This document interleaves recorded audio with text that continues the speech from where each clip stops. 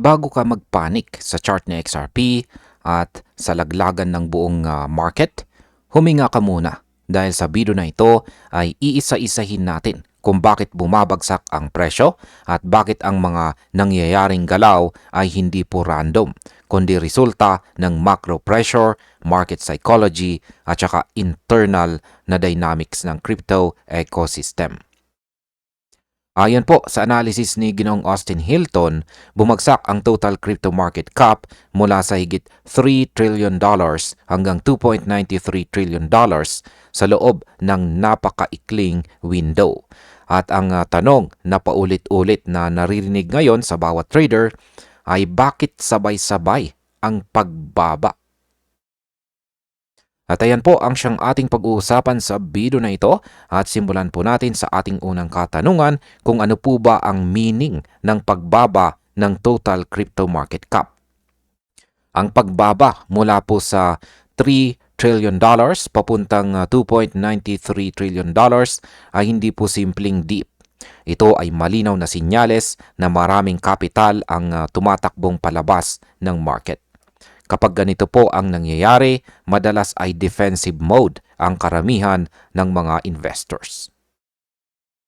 Kahit si Bitcoin, si Ethereum at si XRP ay nakapagrehistro ng 5 hanggang 7% or 5 to 7% na decline sa loob lamang ng 24 hours. Ang ganitong level ng pagbaba ay karaniwang nangyayari kapag may collective panic o macro catalyst. Kumbaga, hindi lamang po sa XRP ang bumitaw, pati ang buong ecosystem ay sabay na humihina. At kung ano ang dahilan niyan, dito po papasok ang macro pressure. Ngayon ay ano po ba ang papel ng macro at saka risk of sentiment? Sabi po ni Ginong Hilton dito, ang pinakamalaking driver ng sell-off ay ang risk of behavior. Ibig sabihin, habang humihina po ang stocks tulad ng Nasdaq, Dow at ang S&P 500, sumasabay din ang nabumabagsak ang crypto. Ito po ang patunay na hindi pa hiwalay ang market ni Bitcoin at XRP sa traditional na finance. Kapag natatakot po ang equities investors, ang unang lilipatan po nila ay ang cash o low-risk assets. Kaya kahit ang mga may hawak ng crypto ay sumusunod sa ganitong trend, ito ay makikita po sa Fear and Greed Index na nasa level 20. Halos extreme fear. Kapag ganito ang sentiment, halos wala nang gustong pumasok ng bagong kapital. Ngayon ay paano naman po nakakaapekto ang fear and greed sa galaw ng XRP? Kapag ang fear and greed ay nasa 20 or value na 20, ibig sabihin malinaw na takot ang market at ang karamihan ay nagbabantay sa halip na mag-risk.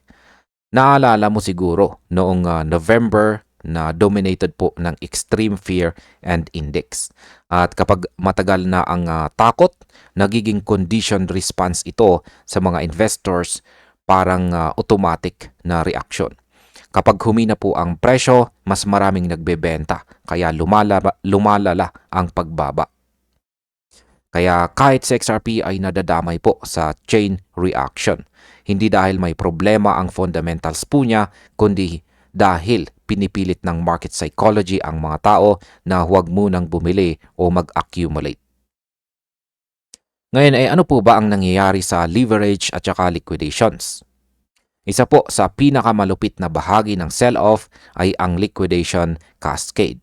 Ayon po kay Ginong Hilton, mahigit $195 million kay Bitcoin ang na-lipstick sa leverage wipeout. Kapag ang mga high leverage positions ay tinatamaan, ang exchange ay napipilitang mag-force sell ng positions. Hindi dahil gusto ng mga trader na magbenta, kundi dahil napilit. Ito ay parang domino. Unang babagsak ang mga presyo, sunod ang liquidation at yung liquidation mismo ang magtutulak pa ng presyo pababa. Ito ang dahilan kung bakit minsan mas malalim ang bagsak kaysa sa inaasahan ng mga retail traders. Kung wala kang leverage strategy, ikaw ang nagiging collateral damage. Ngayon ay ano naman ang external pressure mula sa traditional finance at saka corporate news? Maliban po sa market psychology, may dagdag na pressure mula sa macro at corporate narratives. Kasama po dito ang usapan tungkol sa MicroStrategy na posibleng magbenta ng Bitcoin kung bumagsak ang stock price nito sa isang critical na level. Ang ganitong speculation kahit walang final confirmation ay nagdadala po ng panic.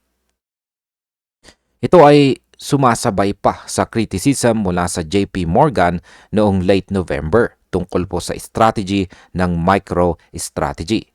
Kaya kahit wala pong immediate effect sa blockchain mismo, ang climate of doubt ay tumatama sa buong market. Ang mga investors ay lagi pong hindi komportable kapag may posibilidad na ibabato sa market ang malaking volume ng BTC or Bitcoin. Ngayon ay may pag-asa ba sa gitna ng downturn na ito? Sabi po ni Ginong Hilton, may mga indikasyon na eventually magiging favorable ang market. Isa sa pinakaimportanteng elemento ay ang official end ng quantitative tightening ng Federal Reserve ngayong December 1. Kapag tumigil po ang liquidity absorption, ang susunod ay ang gradual liquidity injection. Ngunit malinaw po niyang sinabi na huwag pong mag-expect ng instant effects.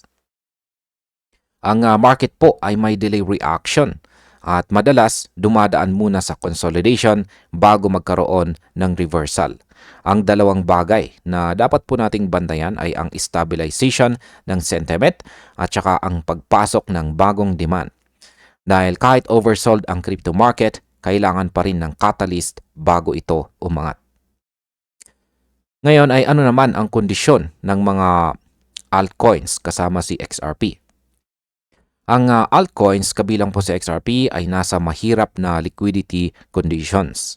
Kapag may takot sa market, ang capital ay dumadaloy papunta kay Bitcoin at mga stable coins kaya naiipit ang mga altcoins. Ito po ang dahilan kung bakit mahirap kumilos pataas sa XRP kahit may bullish fundamentals o on-chain signals. Ang altcoin season indicators ay nagpapakitang mababa pa ang capital inflow. At kung wala ang liquidity na iyon, mahirap mag-ignite ng strong trend. Kaya marami po sa atin ang naghihintay ng pagbagsak pa ng presyo para makapasok. At ganito rin ang sinabi ni Ginong Hilton. Sabi niya ay imo-monitor daw po niya ang mga buying opportunities kung magpatuloy po ang pagbaba ng presyo. At bilang panghuli ay ano naman ang aking masasabi tungkol dito? Ang pagbaba po ng presyo ngayon ay hindi po simpleng weak XRP o wala ng future ang market. Ito po ay resulta ng macro fear, correlation sa equities, leverage liquidation, at saka corporate narratives na nagpapalala sa pagdududa ng mga investors. Sa ganitong mga panahon, ang pinakamatalino po na approach ay wag pong mag-panic selling. Ito ay information gathering. Tingnan natin kung paano po gumagalaw ang liquidity pagkatapos ng quantitative tightening, kung magbabago po ang sentiment, at kung paano po magre-react ang mga whales. Dahil sa crypto, ang mga cycle ay hindi po nawawala. Umiikot lamang po sila at ang tanong ay kung handa ka ba sa susunod. At ayun, hanggang dito na lamang po tayo sa video na ito mga ka-crypto. Maraming salamat sa panonood.